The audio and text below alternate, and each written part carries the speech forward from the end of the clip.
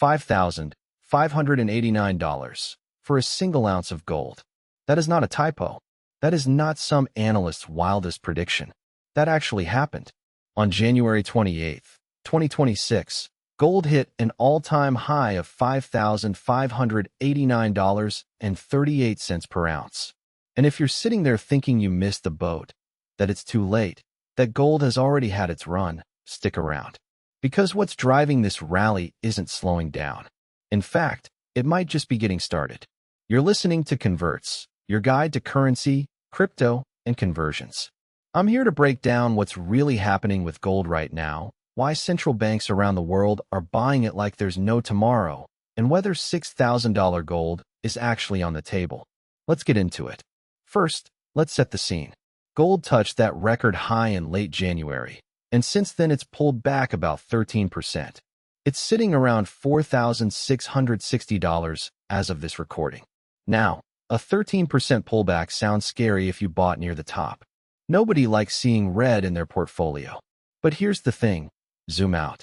Gold is up 54% over the trailing year. 54%. Let that sink in. You know what the S&P 500 did in that same period? About 6%. 6.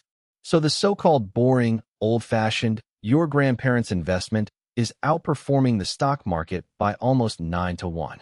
Even after this pullback, gold is absolutely crushing equities. And that is the kind of divergence that makes people sit up and pay attention. So what's actually driving this? Why is gold going parabolic while everything else struggles? There are 4 forces all pushing gold higher at the same time. And this is what makes this moment so unusual. It's not one thing. It's 4 things happening simultaneously. When you understand these 4 forces, you'll see why a lot of very smart analysts think this is just the beginning of a much larger move. Force number 1. And this is the biggest one, central banks. They are on a buying spree that we have literally never seen before in modern history. In 2025, central banks around the world bought 863 tons of gold. Not million-dollar amounts. Tons. And let me put that in perspective for you. That's not a couple of countries quietly adding to their reserves. 23 countries grew their gold holdings last year. 23 separate nations all independently decided they needed more gold. That kind of coordinated behavior tells you something profound is shifting in how the world thinks about money. And some of these individual numbers are staggering. Poland of all places, bought 102 tons. A country most people don't even associate with gold just became one of the largest buyers on the planet. They're clearly making a strategic bet. Then there's China. China officially reported buying 27 tons. But here's the thing everyone in the gold market knows. China's real purchases are almost certainly much higher than what they report. They've been accused for years of buying through intermediaries, through state-owned banks, through channels that deliberately don't show up in the official IMF numbers. Analysts estimate the actual figure could be 2 or even 3 times what they publicly disclose. And why would China hide their buying? Simple. If the market knew the full extent of Chinese demand, it would push prices even higher before they finish accumulating. Now this brings us to something even bigger that most people aren't talking about. The BRICS nations, that's Brazil, Russia, India, China, South Africa, and their rapidly expanding list of partner countries. They now hold over 6,000 tons of gold combined. 6,000 tons. And here's the kicker. They've launched their own precious metals exchange. Think about what that means for a second. They are literally building the financial infrastructure to trade gold outside of Western systems. Outside of London. Outside of New York. This is not just portfolio diversification. This is the construction of a parallel financial system. And gold is at the center of it. Which brings us to force number 2, de-dollarization. This is the one that central bankers don't love talking about publicly, but it's happening in plain sight. After Western nations froze Russia's foreign reserves in 2022, over $300 billion frozen overnight, something fundamentally shifted in the minds of central bankers everywhere. It didn't matter whether you agreed with the reasons for the freeze. The message was crystal clear. If you hold US dollars or US Treasuries, they can be taken away from you with the stroke of a pen. Gold can't be frozen. Gold can't be sanctioned. Gold sitting in a vault in your own country, under your own military's protection, is yours. Period. End of story. And so country after country has been quietly, and sometimes not so quietly, shifting reserves out of dollars and into gold. You can track these shifts and follow live gold pricing in real time on converts.app, by the way. Force number 3, geopolitics. Specifically, the Iran situation and everything that came with it. When military tensions escalated, oil prices spiked. When oil spikes, inflation fears spike. And when inflation fears spike, people buy gold.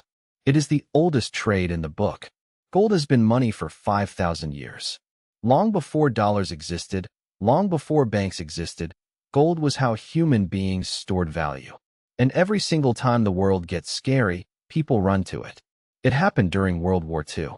It happened during the 2008 financial crisis. It happened during COVID. And it's happening now. The Iran situation specifically added what traders call a war premium to gold, essentially a markup for geopolitical risk. And even when headlines calm down for a few days, that premium doesn't fully come out, because the underlying tensions haven't been resolved. They've just been paused. Force number 4, trade policy and tariffs. The Trump administration's tariff strategy created massive uncertainty in global trade. And uncertainty is gold's best friend. When businesses can't plan, when you don't know what the import costs are going to be next quarter, when supply chains are getting disrupted overnight by new tariff announcements, capital flows into safe havens. Every tariff announcement, every retaliatory measure from trading partners, every threat of a broader trade war pushed more money into gold. Now here's the really important thing to understand. These four forces are not independent. They feed on each other in a reinforcing loop. Central banks buy gold because of de-dollarization. De-dollarization accelerates because of geopolitical tensions. Geopolitical tensions fuel trade wars. Trade wars create more uncertainty. And all of it, sends more money into gold. It's a self-reinforcing cycle. And cycles like this can run a lot further and a lot longer than people expect. And it's not just central banks in on this trade. Regular investors are piling in too.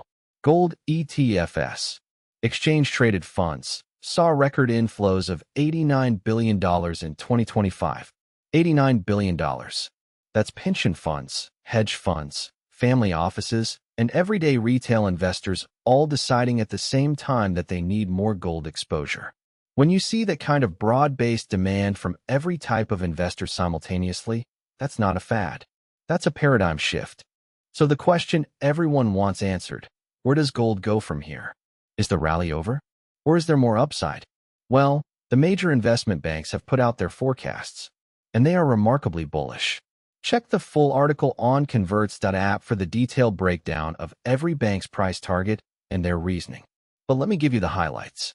JPMorgan, one of the largest and most respected banks in the world, is calling for $6,300 gold. UBS is right there at $6,200. Goldman Sachs is a bit more conservative at $5,400, but even that is still well above where gold sits today. Think about what JPMorgan is saying. They're telling their clients that gold could rise another 35% from current levels. When was the last time you heard a major bank predict 35% upside for any asset, let alone gold? These aren't crypto influencers on social media. These are the most conservative, buttoned-up institutions in finance. And they're pounding the table on gold. Some analysts argue even those forecasts are conservative. If central bank buying continues at this pace, if de-dollarization keeps accelerating, if the Iran situation flares up again or new geopolitical hotspots emerge, the ceiling could be much, much higher than $6,000. Now, I need to give you the other side, because this wouldn't be an honest conversation if I didn't talk about the bear case. What could go wrong for gold? A few things. First, a ceasefire in Iran. If military tensions genuinely de-escalate, the war premium comes out of gold prices. That alone could knock off a few $100s per ounce. Second, the Federal Reserve could surprise everyone and hike interest rates again. Higher rates make bonds and savings accounts more attractive compared to gold, which doesn't pay any yield. And third, If the US dollar rallies hard for any reason, that puts downward pressure on gold since it's priced in dollars globally. Those are real, legitimate risks. But here's my honest assessment. Even if one of those scenarios plays out, you still have the other three forces pushing gold higher. Central bank buying at 863 tons a year isn't going to stop because of a ceasefire. De-dollarization isn't going to reverse because the Fed raises rates by a quarter point. BRICS countries aren't going to dismantle their new precious metals exchange. The structural demand for gold is far bigger than any single event. Oh, and I haven't even talked about silver yet. While everyone is focused on gold, silver has been absolutely exploding. Silver hit $120 per ounce, an all-time high, up 147% in 2025, 147% in a single year. Silver is more volatile than gold. It moves bigger in both directions. But historically, when gold enters a sustained bull market, silver doesn't just follow. It outperforms dramatically. And that's exactly what we're seeing right now. If you're watching precious metals, you cannot ignore what silver is doing. You can track both gold and silver prices live on converts.app, along with all the major metals and currencies. It's a great way to stay on top of these moves in real time. So let me bring this all together. Gold hit $5,589, the highest price in human history. It's pulled back to around $4,660, which might actually be a gift if the forecasts are right. The four forces driving this: central bank buying at historic levels, geopolitical chaos, tariff uncertainty, and the steady march of de-dollarization, are all still firmly in play. Major banks are predicting $5,400 to $6,300. Investment flows are at record levels. Silver is going even more parabolic. And the structural shift away from the US dollar and toward hard assets like gold and silver, that's not a one-year trade. That's a multi-year, possibly multi-decade transformation in how the global financial system works. Is $6,000 gold next? Based on everything we're seeing, the central bank demand, the unprecedented investment flows, the geopolitical backdrop, and the fundamental reshaping of global reserves, it's not really a question of if anymore. It's a question of when. That's it for today's episode.